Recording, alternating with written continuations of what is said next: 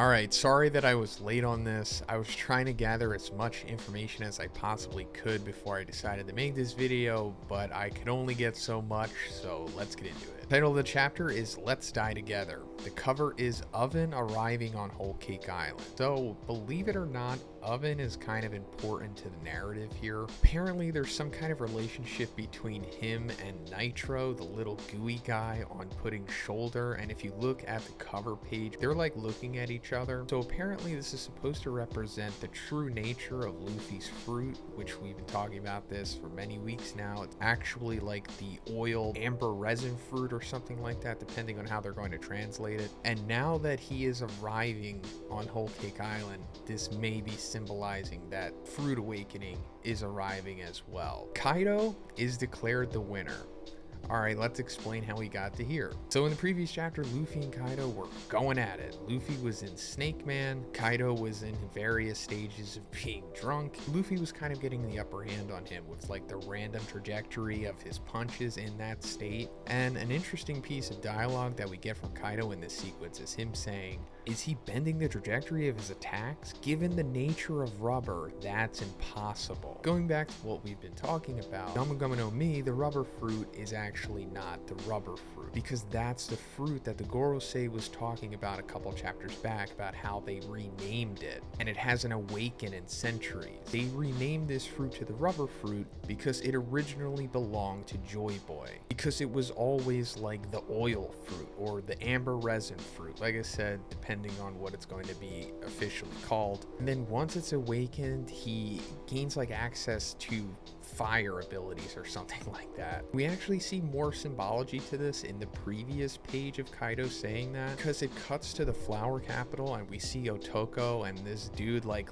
lighting this lantern, and I'm pretty sure that is representing the beginning of the awakening of the true fruit. But anyway, it eventually gets to the point of Luffy realizing that he is on serious borrowed time with his Gear 4 right now. As we know, he is limited in his use of it even currently, and he needs to do one last attack to take down Kaido, and he even says if this doesn't take him out, then he's pretty much screwed. While this was happening, at the beginning of the chapter, we saw the CP0 guy, after getting orders from the Gorosei to take out Luffy, because like I said, they are now realizing that he has Joy Boy's fruit and they don't want him to awaken it. But out of nowhere, X-Drake, who seemed to be out of commission before this point, comes up and stabs the CP0 guy from behind, but unfortunately that was not enough, and the CP0 guy finger pistols him in the throat, and as Kaido and Luffy are going to have their final exchange, he appears behind Luffy, distracting him, which the manga shows us is a direct parallel to Higurashi distracting Oden in his battle against Kaido. Kaido obviously sees this parallel himself, and while Luffy is distracted, his attack goes through and he seemingly defeats Luffy with it. And that brings us to Kaido is declared the winner. Now I don't know if it's like the narration saying that he is the winner, or if it's just the CP0 guy saying,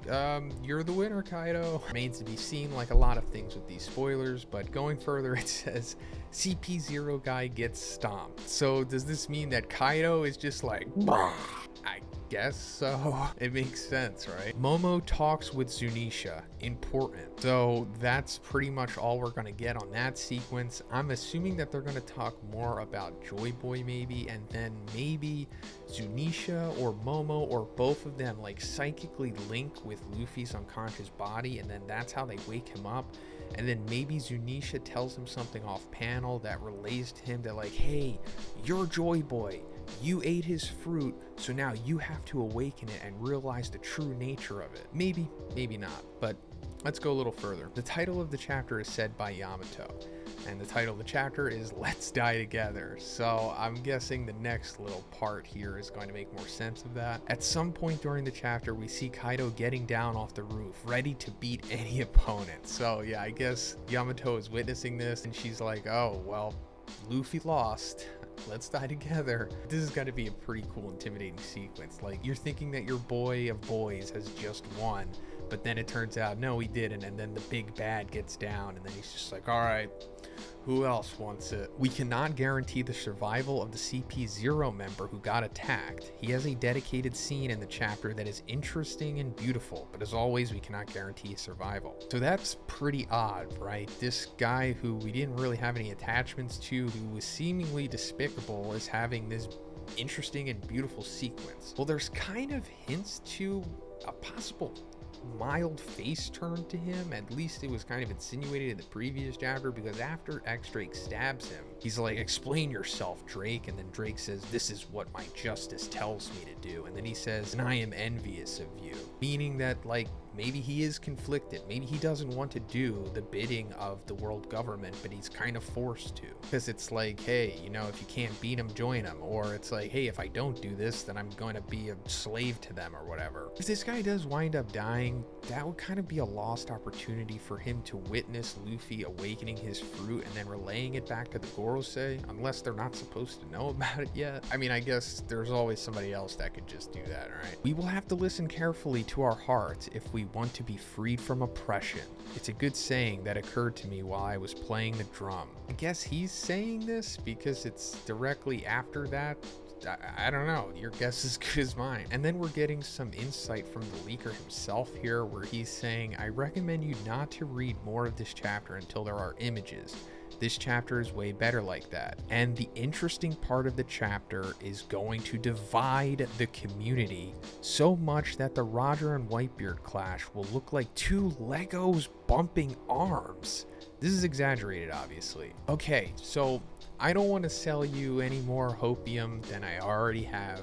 This could be the awakening, because like we talked about on my previous video, Uteron showed that the pun in 1043 is Jushi no Mi resin fruit. Like we've been saying, the true nature of the rubber fruit. And it's likely that this is the chapter where it is first shown, or at least introduced as a possibility. Now, he also said that there are more Jushi puns for like the next 4 chapters. But regardless, Luffy's not losing here, and the raid's not failing. Not because I don't want it to, and I don't want to dispel anybody else's hopes out there or theories that they have. This is just my opinion and what the story is telling us, puns aside. But why is it going to divide the community? Maybe because it's not exactly what we expected the way it would look, or maybe it's too plot armory. But it's looking like this is being kept under wraps, maybe by the spoiler leakers intentionally, which is interesting. I guess they want to truly surprise the community. But we did get some additional information here, and it says Zunisha